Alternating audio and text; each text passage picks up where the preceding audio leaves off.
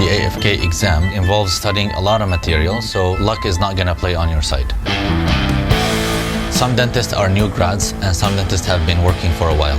They know they need coaching because they have disconnected with the theory world. You've been already practicing for multiple years, and then you come back and you have to study again. And new grads, they think that we can rely on our materials. There's a bigger percentage of them that tries to take a chance. They don't realize is that the standards here and the nature of the exam is different.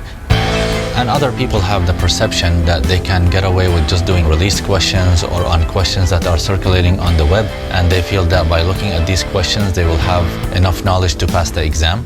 And other people come to us traumatized from a previous experience. It's usually after they have exhausted 1 or 2 attempts, until they reach a state in which they are actually convinced that they have to put the effort and study. It's draining from a financial point of view. It's draining from a psychological point of view. You may say, I will study today, I will take a break tomorrow. You may delay the idea of studying and getting ready for the exam. The AFK course is very comprehensive, is very intense. We cover more than 95% of the material that come in the exam. The early lectures in the beginning, people are listening and there is silence in the lecture hall. There is that shock factor because they start to realize, oh, this is not a joke. We actually have to study. There's a lot of material. Epidemiology is already a field or a science that we are, as dentists, generally are not very exposed to.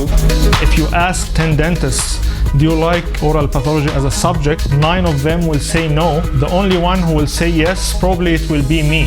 I like more the basic science part of things. I teach anatomy, oral surgery, management of medically compromised patients, epidemiology, periodontics as well. During my time in Sunnybrook Hospital or Princess Margaret Cancer Center, I see a patient with lesion or abnormal looking gingiva or mucosa. It's like the puzzle. It's not a straightforward answer like a filling or extraction. You have to use your brain. You have to collect the pieces, how to deliver the news to the patient that I'm suspecting something and I need to react and take a biopsy. It's important to reach the diagnosis as fast as you can, deal with it or refer the patient to the oncologist. Medical management and surgery gives you an idea about how to manage patients with cardiovascular diseases, patients with kidney diseases, patients with liver disease. They require a certain amount of treatments, modifications to the treatments in order to manage these patients properly in dental office. Yes, I'm delivering the didactic part, but at the same time I'm trying to share stories. This is something that I believe that is very beneficial, not only for the AFK exam, but also for the practical life. Now, what happened with the changes that the NDEB implemented is people were polarized into 2 extreme groups. People who actually put the effort, they saw that it pays off, and those were the high scorers. And people who were looking for the magic pill, they are the ones who got affected. When you start the course, you will be under pressure that you have to study, but you will be among newcomers with same lifestyle or same circumstances. We have a crash course that is online. The candidate will have access to guidance so that they don't gamble and they don't lose an attempt. But it's not comprehensive. It's just a condensed course that's focusing on the most important material, targeting people who are outside of Canada and internationally. There's a lot to be done by the candidate themselves to reach a level that is actually adequate to clear this exam. But the AFK full course is done on site. It's our duty to improve the quality of the course and the teaching that we provide as well. I'm always reading from the textbooks. I'm always keeping myself updated.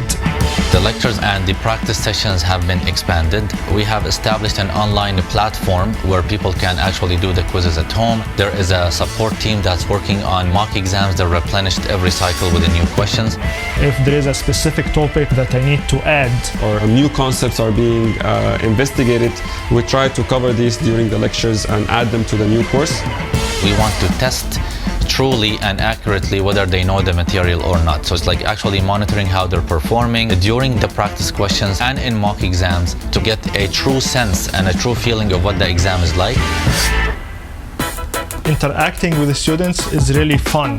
Listening to their stories, where are they from, what are their future plans here in Canada, are they planning to join the schools, are they planning to specialize at some point of time.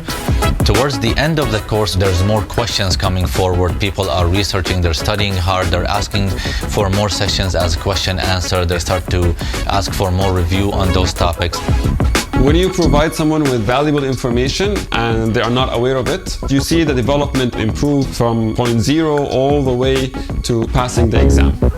The relationship between the instructor and the candidate is not only during the time of the lecture, it can be extended so we can be working together at the same place. This is one of the joys that you were able to help that person. The right mentality is to ask for guidance. If you take the course and you don't feel that there's something different that will make you pass, then there's no point of going to the exam. You have to be confident with your information. The specific date for the exam, you have to be ready by that time. Assess yourself objectively, figure out why you have failed the exam, then your confidence will be rebuilt to take it again. You have to know the answer. It's like black and white. It cannot be something in between. Focus on the notes and know the principles and the concept so that you can clear it from the first time. This is the way that you can improve yourself. It's not only I'm taking the course so I will pass 100%. We will do our part, but you have to do your part as well. Yes, it's stressful. Yes, it's not easy. It is difficult, but it's very doable. Put the effort and the time in order to achieve success.